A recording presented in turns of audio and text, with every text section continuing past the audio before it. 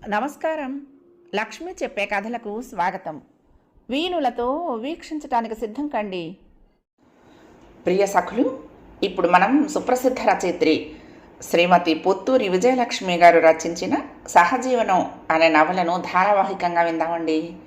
ఈ నవల చతుర మాసపత్రికలో ఏప్రిల్ 2000 సంవత్సరంలో ప్రచురింపబడింది. ఇప్పుడు మొదటి భాగం మొదలుపెట్టేస్తున్నానండి.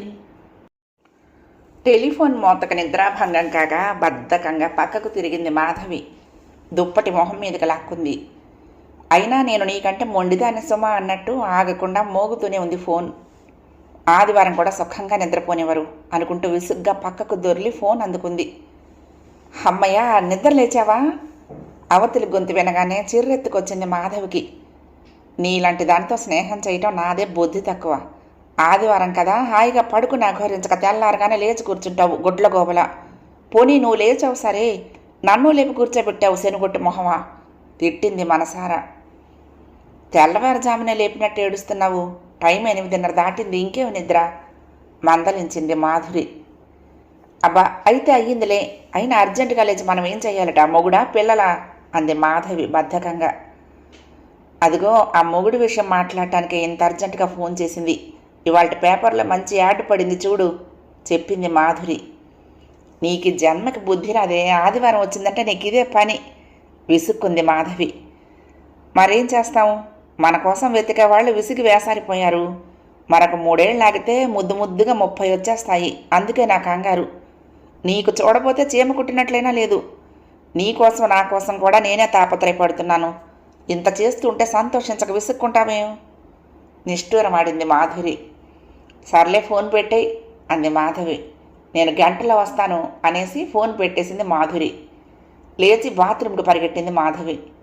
బ్రష్ చేసుకుని బయటకు వచ్చేసరికి డోర్ బెల్ వినిపించి తలుపు తీసింది. గుడ్ మార్నింగ్ అక్క అంటూ ఫ్లాస్క్ అందించింది ఇంటివారి పనిపిల్ల. కాఫీ తాగేసి బిజినెస్ న్యూస్ తీసుకుని కూర్చుంది మాధవి. ఏకాగ్రతతో చదువుతూ ఉండగా బాంబే డైయింగ్ వారి సమాచారం మీద పడింది దృష్టి. ఆ కంపెనీ పేరు చూడగానే బట్టలు గుర్తొచ్చాయి. ఉలిక్కిపడి లేచింది. డ్రై క్లీనింగ్కి ఇచ్చింది డ్రెస్సులు. వాడు శుక్రవారం ఇస్తానన్నాడు. శుక్రవారం మర్చిపోయింది. శనివారం బిజీగా ఉండి వీలు కాలేదు. ఇవాళ ఆదివారం, షాపుకి సెలవు. రేపొద్దున ఏం వేసుకోవాలి? అందులోనూ ఇంపార్టెంట్ సెమినార్ కూడా ఉంది. చివాలన లేచి బీరువా తెరిచింది. గుండె జబ్బున్నవాడు కనుక ఆ బీరువా పరిస్థితి చూస్తే ఢామ్మని గుండాకి చేస్తాడు. నీరసం వచ్చింది మాధవికి. కీకారణ్యంలో ఉన్న ఆ బీరువాలో నుంచి ధరించయోగ్యమైన వస్త్రాలు వెతుక్కోవాలి. ఆ పళంగా ఇంత కిరోసిన్ పోసి ఆ బీరువా తగలెట్టేయాలన్నంత కోపం వచ్చింది. అది సమస్యకు పరిష్కారం కాదని ఓపికగా బీరువాలోని సామాన్లన్నీ బయటపడేసింది. సరిగ్గా అదే సమయంలో ఆ గదిలో అడుగుపెట్టింది మాధురి. గది అంతా పరికించి చూసి, శభాష్, ఎంత బాగుందో, అసలు వీరప్ప నడవల్లో దాక్కునే బదులు నీ గదిలో దాక్కుంటే మన మిలిటరీ అంతా ఏకమై వెతికినా పట్టుపడడు అంది అల్లరిగా. చుర్రం చూసి తన పనిలో మునిగిపోయింది మాధవి. తన వంతు సహాయం చేయటానికి నడుం బిగించింది మాధురి. మాధురి మాటల్లో అతిశయోక్తి ఎంతమాత్రం లేదు. నిజంగా అడవిలాగానే ఉంటుంది మాధవి రూము. 12x12 room. అందులో మధ్యగా సింగిల్ కాట్. దాని మీద పడుకోవాలంటే ఓ 10 నిమిషాలు వెచ్చించి ఆ మంచం మీద ఉండే లారీడు సామాన్లు దించి కింద పెట్టాలి. మంచం ఎదురుగా కూలర్, దాని మీద 12 పుస్తకాలు ఉంటాయి. ఓ పక్కగా రైటింగ్ టేబుల్, దాని మీద కూడా గుండు సూది మోపటానికి లేకుండా సామాన్లుంటాయి. మరో మూల టీవీ స్టాండు, దాని కింద సీడీ ప్లేయరు. టీవీ మీద స్టాండులోనూ చుట్టుపక్కల పడుంటాయి క్యాసెట్లు, సీడీలు. ఇక బట్టలైతే అందుగల నిందులేవు అన్నట్లు సర్వం వ్యాపించి ఉంటాయి. 3 రకాల పేపర్లు కొంటుంది Madhavi. India Today, Week, Business India, Frontline వగైరా ఓ డజన్ మ్యాగజైన్లు కొంటుంది. నెలకి కనీసం 2 జతల బట్టలు, ఓ డజన్ క్యాసెట్లు, ఓ జత చెప్పులు కొంటుంది. కొనుక్కునే సరదా తప్పించి సర్దుకునే సహనం లేకపోవడంతో ఆ రూమ్ నిజంగానే అరణ్యంలా ఉంటుంది. పని పెళ్ళుంది కానీ అది వచ్చేసరికి పొద్దున 9 గంటలు అవుతుంది. బయటికి వెళ్లే హడావుడిలో ఉంటుంది మాధవి. త్వరగా కానీ అని కంగారు పెడుతూ ఉంటే గదిలో ఖాళీగా ఉన్న 2 అడుగుల నేల మీద చీపురాడించి చక్కపోతుంది ఆ పిల్ల.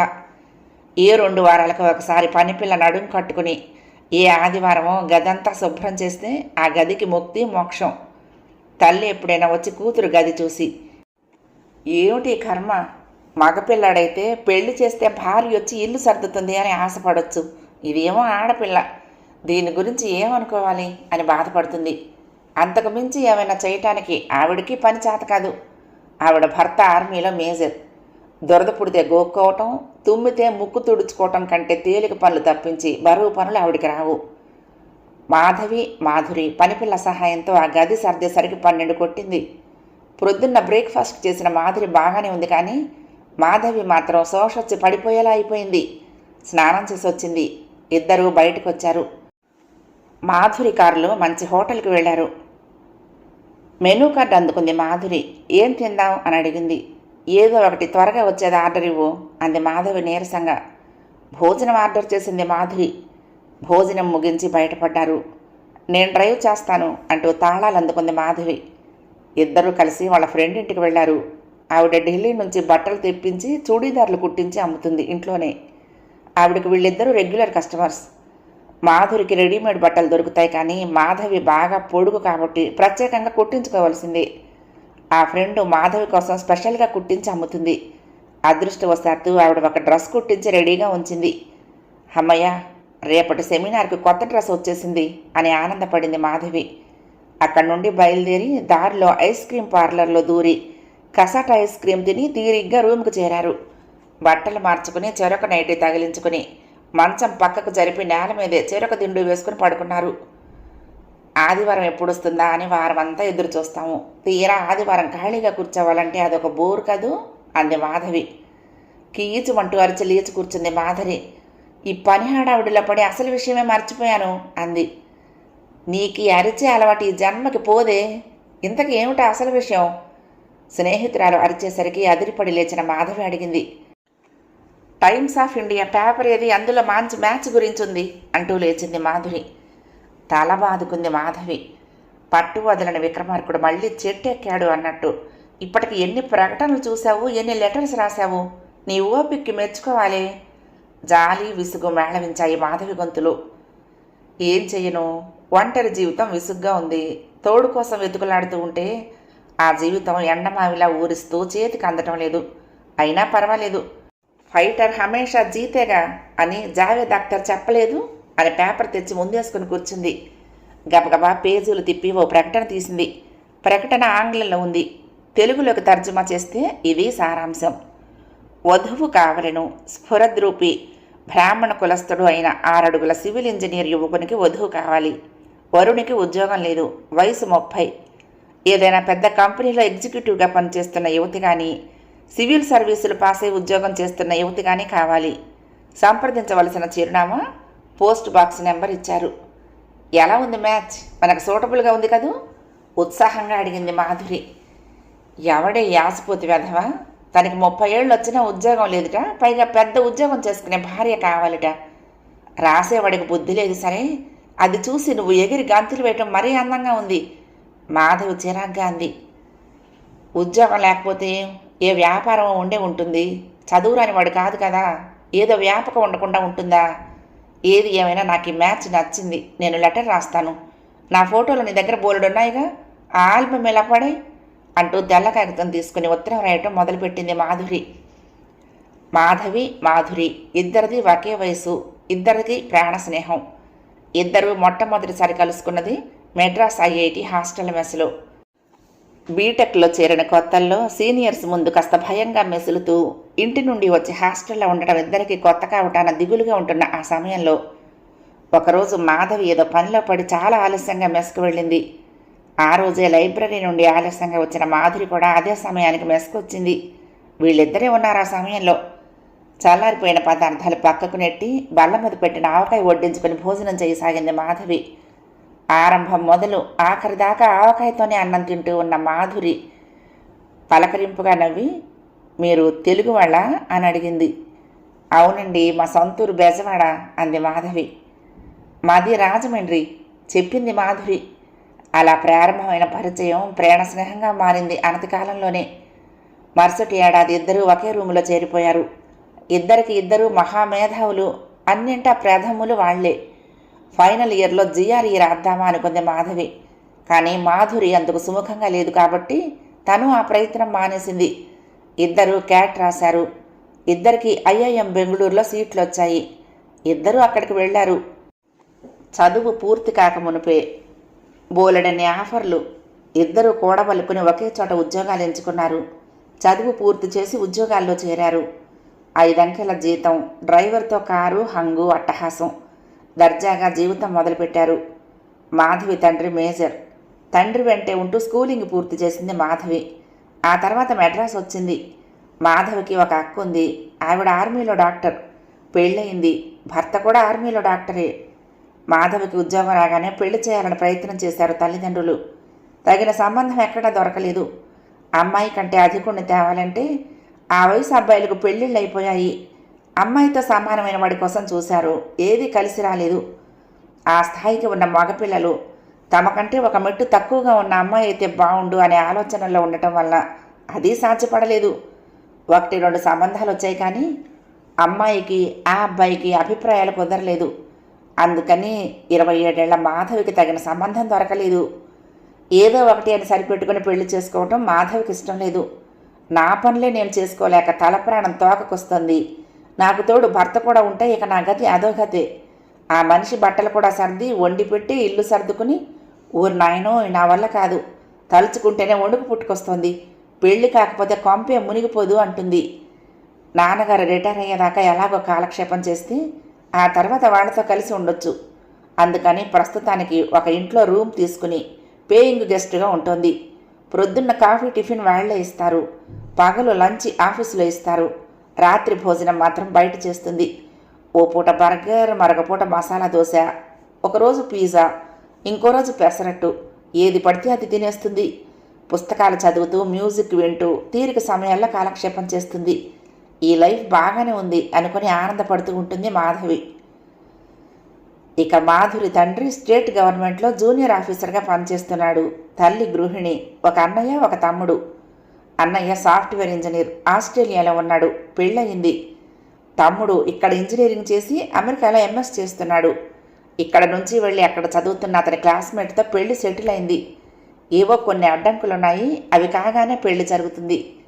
చిన్న కొడుకు పెళ్లికి ముందే అతని అక్క అయిన మాధురికి పెళ్లి చేయాలని ఎంతగానో ప్రయత్నించారు తల్లిదండ్రులు. ప్రయత్నిస్తున్నారు కూడాను. అయితే ఏది కలిసి రావటం లేదు.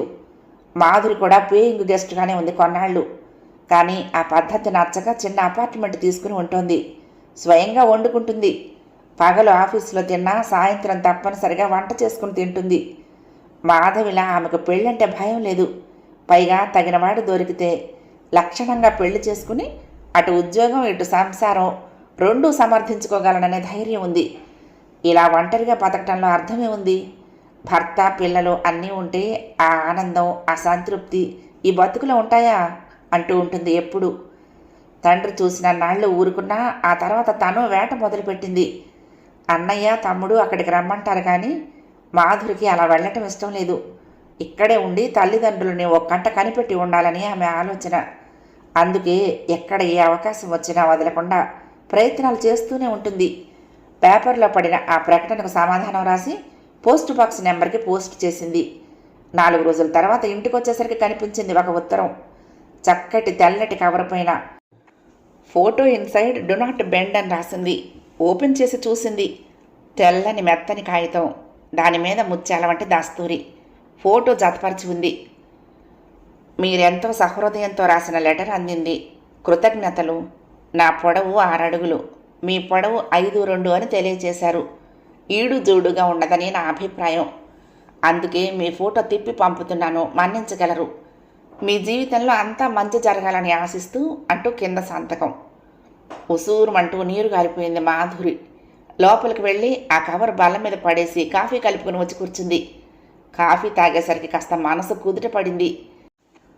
గెలుపు, ఓటమి వీటి సంగమమే జీవితం అంటే అనుకుని మళ్ళీ ఆ కవర్ తీసుకుంది. ఆ ఉత్తరం మరోసారి చదివింది. ఎందుకో ఆ దస్తూరి, అతి మర్యాదగా వ్యవహరించిన తీరు ఆమెకెంతో నచ్చాయి.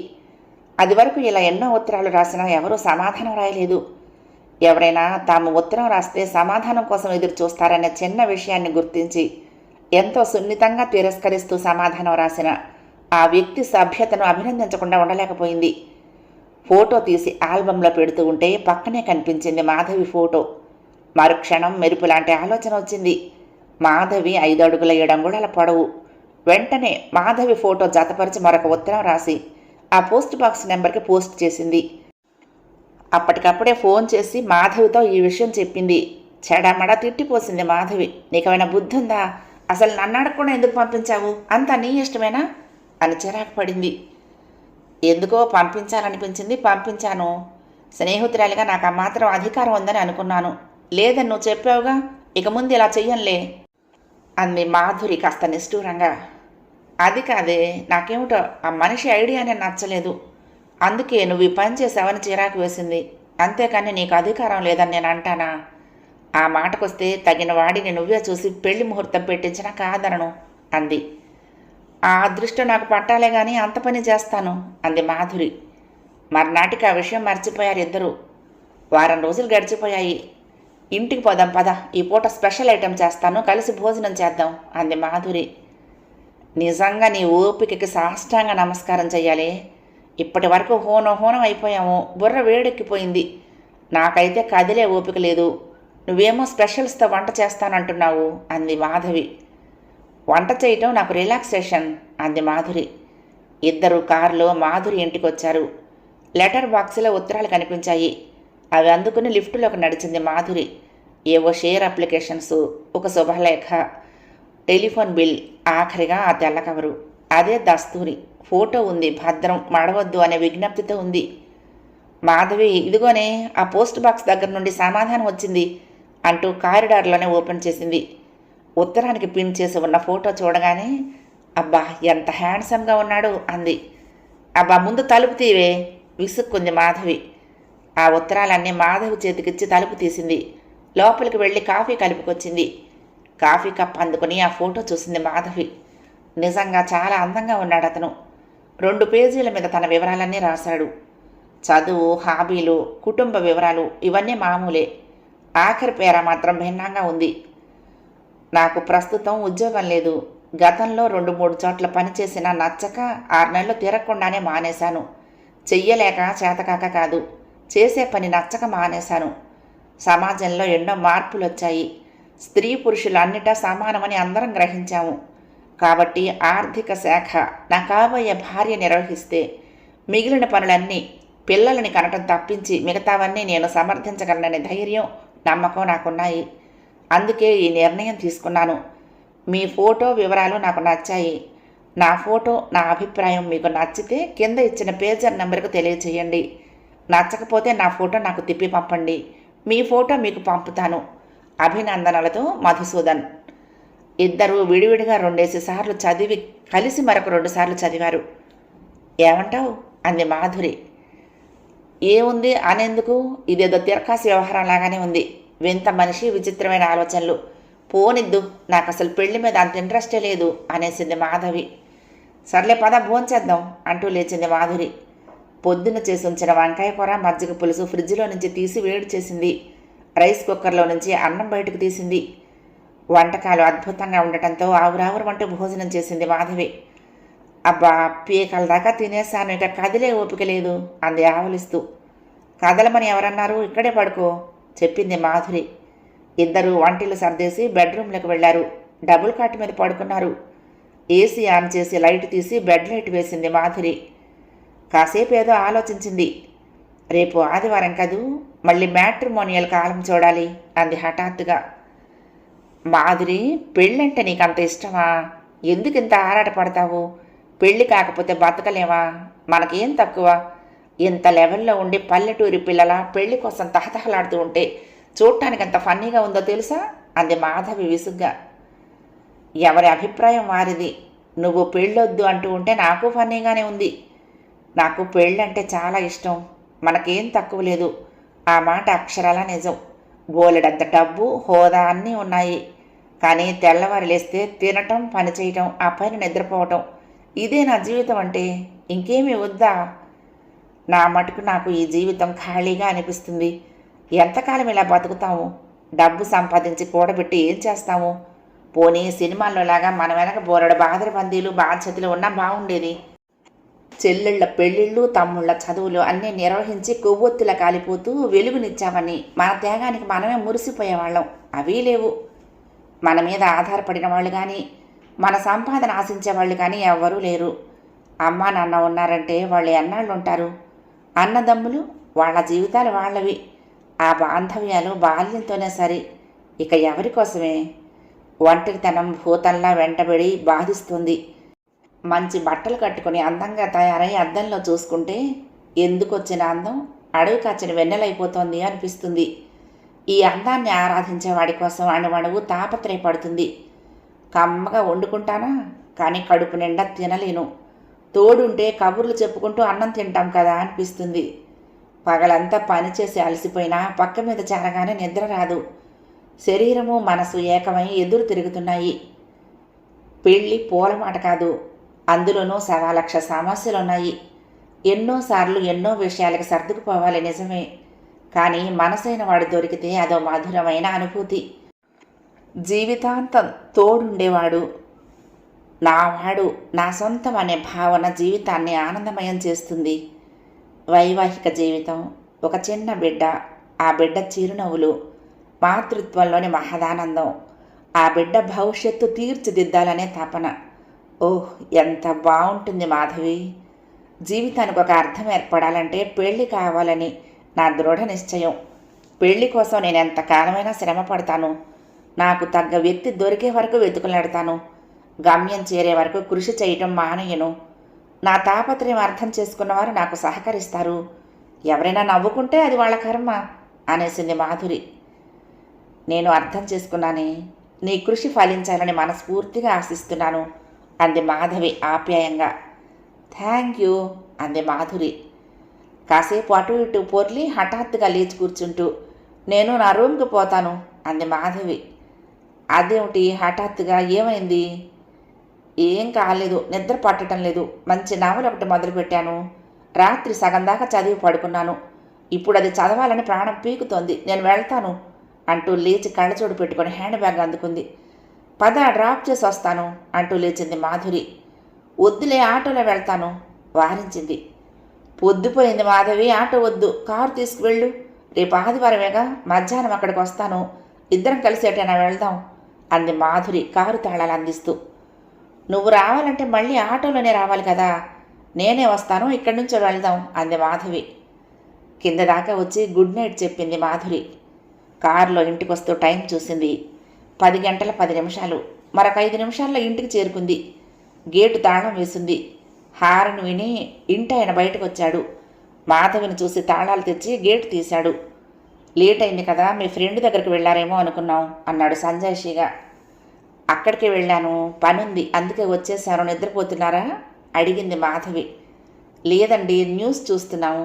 ఘోరమైన ట్రైన్ యాక్సిడెంట్ అయింది, దాదాపు 60 మంది పోయారట అన్నాడాయన. అరే, ఎక్కడేమిటి అని అడిగి తెలుసుకుని కారు లోపల పెట్టి మేడ మీదకి వచ్చింది మాధవి. తాళం తీసి లోపలికి వెళ్ళింది. బట్టలు మార్చుకుని నైటీ వేసుకుని టీవీ ఆన్ చేసి మంచం మీద వాలిపోయింది. నిజానికి నవల చదవాలని చెప్పడం అంతా ఒట్టిదే. ఎందుకో అక్కడ ఉండాలనిపించలేదు. ఊపిరాడనట్లు అయింది. ఒంటరిగా ఉండాలని ఇక్కడికి వచ్చేసింది. తీరా వచ్చాక ఎందుకొచ్చానా అనిపించింది. చచ్చేంత విసిగేసింది. కాసేపు అటు ఇటు దొర్లింది. మాధురి మాటలు చెవుల్లో గింగురమంటున్నాయి. తను బాధపడుతూనే ఉంది. కాకపోతే పెళ్ళొద్దని ఆత్మవంచన చేసుకుంటూ ఉంది అంతే. సాయంత్రం ఆ ఉత్తరం చదవటం, ఆ తర్వాత మాధురి తన మనసులోని మాట చెప్పడంతో ప్రశాంతంగా ఉన్న నీటిలో రాయి పడినట్లు మనసులో అలజడి చెలరేగింది. పదే పదే ఫోటోలోని రూపం వెంటాడుతూ ఉంటే తల పట్టుకుని కూర్చుంది. ఏదైనా శ్రద్ధగా ఒకసారి చూస్తే గుర్తుండిపోయే మెమరీ పవర్ ఉంది. పేజర్ నెంబర్ కళ్ళ ముందు నిలుస్తోంది. చిర్రెత్తుకొచ్చి ఫోన్ అందుకుని మెసేజ్ ఇచ్చి పుస్తకం ముఖానికి అడ్డం పెట్టుకుని పడుకుంది. 5 నిమిషాల తర్వాత ఖచ్చితంగా 11 గంటలకు ఫోన్ మోగింది. ఒక్క ఉదుటిని అందుకుంది. హలో బేబీ అటు నుంచి వినిపించింది తండ్రి కంఠం. హలో నాన్న అంది. ఏమిటమ్మా అలా ఉన్నావే అన్నాడాయన కంగారుగా. ఏం లేదు డాడీ అనేసింది. ఆ కబురు ఈ కబురు చెప్తూ ఓ 10 నిమిషాలు మాట్లాడి భార్యకిచ్చాడు. ఆవిడ ఓ 20 నిమిషాల సేపు మాట్లాడింది.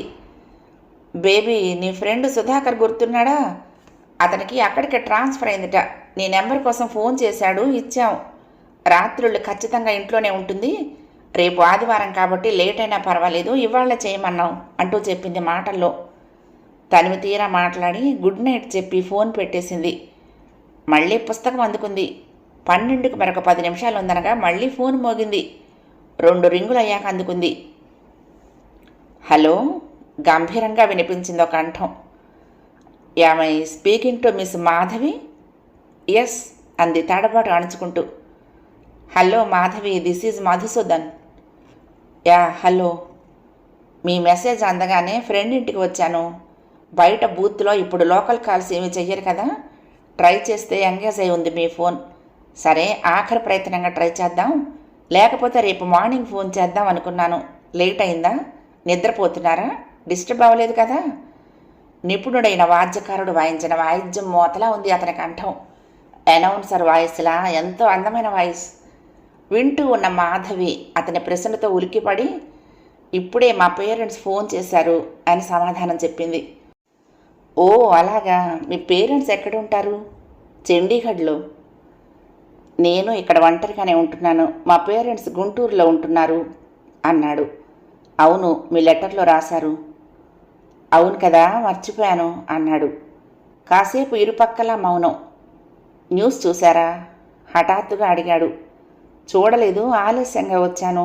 ఏదో ట్రైన్ యాక్సిడెంట్ కదూ, మా ఇంటి ఓనర్ చెప్పారు అంది మాధవి.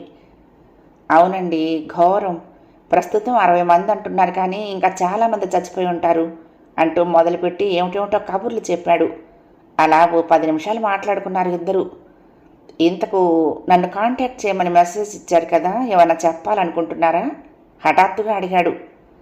సడన్గా అతను ఆ విషయం ప్రస్తావించడంతో కాస్త తడబడింది మాధవి. మీ లెటర్ ఇవాళ సాయంత్రం అందింది, ఆ విషయం చెప్దామని అనేసింది. ఓ థ్యాంక్ యూ వెరీ మచ్ అన్నాడు మర్యాదగా. మళ్ళీ ఇద్దరు మౌనంగా ఉండిపోయారు. మనిద్దరం ఎక్కడైనా కలుసుకుని మాట్లాడుకుందామా అడిగాడు. అమ్మయ్య అనుకుంది మాధవి. అలాగే, తప్పకుండా కలుసుకుందాం అంది. నేను ఎప్పుడైనా రెడీయే, మీరు వీలు చూసుకొని చెప్పండి అన్నాడు. అలాగే, నెక్స్ట్ వీక్ అంతా నేను బిజీ, ఆ తర్వాత వారంలో ఎప్పుడైనా మీట్ అవుదాం చెప్పింది. అలాగే, నన్ను మళ్ళీ కాంటాక్ట్ చేయమంటారా అడిగాడు. వద్దులేండి, మీ నెంబర్ ఉందిగా, నేనే చెప్తాను అంది. Okay then, see you, good night అన్నాడు. గుడ్ నైట్ అంది మాధవి. ఫోన్ డిస్కనెక్ట్ అయ్యింది. ఫోన్ పెట్టేసిన తర్వాత దుఃఖం వచ్చింది. ఏమిటి తను చేసిన పని? ఏదో ఆ వెర్రిది ఉత్తరం రాసింది, ఈ మహానుభావుడు సమాధానం రాశాడు. మధ్యలో తన తెలివితేటలు ఏమయ్యాయి? తనంతట తనే ఇదంతా చేస్తుంటే మమ్మీ డాడీ ఎంత బాధపడతారు? అక్క బావగారు ఎగతాళి చెయ్యరు? తను అంటే రంగంలోకి దూకి దేశమంతా గాలించి తగిన వరుడిని ఎంపిక చేయగలవాళ్ళు తనకు అండగా ఉండగా ఇదేం పని? తలుచుకుంటూ ఉంటే నీరసం వచ్చింది. లేచి ఫ్రిడ్జ్లో నుంచి కోకోకోలా క్యాన్ తెచ్చుకుని తాపీగా గుట్టకలు వేస్తూ తాగుతూ ఉంటే గొప్ప రిలీఫ్గా అనిపించింది. అయినా ఇప్పుడేం మించిపోయింది? ఓ ఫోన్ చేసింది, అతను ఫోన్ చేసి మాట్లాడాడు, అంతేగా. ఇక అంతటితో సరిపెడితే సరి. ఎలాగూ తనే ఫోన్ చేయాలి, చెయ్యకుండా ఊరుకుంటే సరి. కోకు పూర్తి చేసి టిన్ పక్కన పడేసి దుప్పటి కప్పుకుని పడుకుంది. తాను ఊరుకుంటే అతను ఊరుకుంటాడా? తన నెంబర్ తెలిసింది కాబట్టి ఫోన్ చేసి అల్లరి చేస్తే, వెంటపడి వేధిస్తే ఏం పర్వాలేదు. అలా జరిగితే మర్యాదగా చెప్పి చూస్తుంది. అప్పటికి లొంగకపోతే పోలీస్ కంప్లైంట్ ఇస్తే వాళ్లే చూసుకుంటారు. నిశ్చింతగా టీవీ చూడసాగింది. అనుకున్నంత అయ్యింది. అతను మళ్ళీ ఫోన్ చేశాడు. తన అభిప్రాయం చెప్తే మండిపడి పెద్ద పెద్దగా అరవసాగాడు. లెక్క చేయకుండా ఫోన్ పెట్టేసింది మాధవి. ఊరుకుంటాడా? మళ్ళీ ఫోన్ చేశాడు. మాధవి ఫోన్ తీయలేదు. నిర్విరామంగా రింగ్ అవుతోంది ఫోన్. ఉలిక్కిపడి లేచింది మాధవి. నిజంగానే ఫోన్ మోగుతోంది. టీవీ ఆన్ అయ్యే ఉంది. టైం చూస్తే తెల్లవారుజాము 3:30. ఇప్పుడెవరా ఫోన్ చేశారు అనుకుంటూ ఫోన్ తీసింది. కంగ్రాచ్యులేషన్స్ మేడం, మీకు మనవడు పుట్టాడు అంది అవతలి కంఠం. నాకా? మనవడా? నిద్రలో నుండి లేచిన మాధవి అయోమయంగా అంది. అవును మేడం, ఇప్పుడే 2:40కి పుట్టాడు. అసలు మామూలుగా మా అంతటి మేము చెప్పం, మీరు మరీ రిక్వెస్ట్ చేశారు కదా అని చెప్తున్నాను. డాక్టర్ గారికి చెప్పకండి నేను ఇలా ఫోన్ చేశానని. బేబీ లా ఉన్నాడు, బరువు చెప్పుకుపోతూ ఉంటే తెలివి తెచ్చుకుంది మాధవి. ఆపు స్టాపు లేకుండా చెప్పుకుపోతున్న ఆ శాలితీని వారించి సారీ రాంగ్ నెంబర్ అనేసి ఫోన్ పెట్టేసింది. టీవీ ఆపేసి మళ్ళీ పడుకుంది, కానీ నిద్ర దరిదాపులకి రాలేదు. ఏవో ఆలోచనలు. చూస్తూ ఉండగానే తెల్లవారింది. కాఫీ తాగి పేపర్లు ముందేసుకుని కూర్చుంది. దేని మీద మనసు నిలవదు. ఏదో అలజడి, చికాకు, సన్నగా తలనొప్పి. ఎప్పుడూ పావు గంటలో సాల్వ్ చేసే పజిల్ 10 నిమిషాలు గడిచినా 4 అడ్డంలోనే ఉండేసరికి చిర్రెత్తుకొచ్చింది మాధవ్కి. పక్కన పిడుగులు పడుతున్నా ఏకాగ్రత చెదరదు. అలాంటిది వాళ్ళ పేపర్ మూసేసి పక్కన పడేసి సమస్య గురించి సీరియస్గా ఆలోచించింది. లాభం లేదు. ఇలా అవస్థ పడే బదులు అతన్ని కలుసుకుని మాట్లాడి తాడో పేడో నిర్ణయించుకుంటే సరిపోతుంది. వెంటనే ఫోన్ అందుకుని మెసేజ్ ఇచ్చింది. పావుగంటలో ఫోన్ వచ్చింది. గుడ్ మార్నింగ్ మేడం అన్నాడు మధు. Good morning. మీరు ఇవాళ సాయంత్రం ఫ్రీగా ఉంటారా? సూటిగా అడిగింది. ఫ్రీగానే ఉంటాను మేడం చెప్పాడు. సరే, మనం ఈవినింగ్ కలుసుకుందాం. ఎక్కడా, ఎన్నింటికి? చెప్పింది. 6:30కి నేను అక్కడికి వస్తాను అని చెప్పింది. సరేనని ఫోన్ పెట్టేశాడు. ఫోన్ పెట్టేసిన మాధవి హోటల్కి ఫోన్ చేసి టేబుల్ రిజర్వ్ చేసింది. వినయంగా వివరాలు నోట్ చేసుకుని, మా రెస్టారెంట్ 7కి ఓపెన్ అవుతుంది మేడం అని చెప్పాడు అక్కడ రిసెప్షనిస్టు. ఫోన్ పెట్టి కాసేపు ఆలోచించింది. అతనికి 6:30కి రమ్మని చెప్పింది. రెస్టారెంట్ 7కి ఓపెన్ అవుతుంది. మళ్ళీ మెసేజ్ ఇచ్చి టైం మారుద్దామా అనుకుంది. మళ్ళీ ఫోన్ చేయాలంటే బద్ధకం అనిపించింది. సరిగ్గా చెప్పిన టైంకే వస్తాడన్న గ్యారంటీ ఏమీ లేదు. అంతగా వచ్చినా ఓ అరగంట అక్కడ వెయిట్ చేస్తాడులే అనుకుంది. స్నానం చేసి తయారై మాధురి దగ్గరికి వెళ్ళింది. అప్పటికే పనులన్నీ ముగించుకొని మాధవి కోసం వెయిట్ చేస్తోంది మాధురి. వచ్చావా? నీకోసమే చూస్తున్నాను. అక్కడెక్కడో Kashmir handicrafts exhibition come sale ఉందిట. వెళ్ళి చూద్దాం. మంచి కార్పెట్ తీసుకోవాలి. ఎన్నాళ్ళ నుంచో అనుకుంటున్నా కుదరటం లేదు. 1 గంట దాకా అక్కడే గడిపి వస్తూ లంచ్ చేసి వచ్చేద్దాం అంది గబగబా. అలాగే వెళ్దాంలే కానీ కాసేపు కూర్చో, నీతో ఒక ముఖ్యమైన విషయం మాట్లాడాలి అంటూ ఫ్రెండ్ పక్కన కూర్చుంది మాధవి. చెప్పు. వినటానికి సిద్ధమైపోయింది మాధురి. మొదటి భాగం సమాప్తం. ప్రియ సఖులు, ఈ కథ మీకు నచ్చితే తప్పకుండా లైక్ చేయండి, షేర్ చేయండి, కామెంట్ చేయండి, సబ్స్క్రైబ్ చేసుకుని నన్ను ఎంకరేజ్ చేయండి. ఉంటానండి. ప్రేమతో లక్ష్మి, కృష్ణా తీరం దుర్గమ్మ సన్నిధానం. నమస్తే.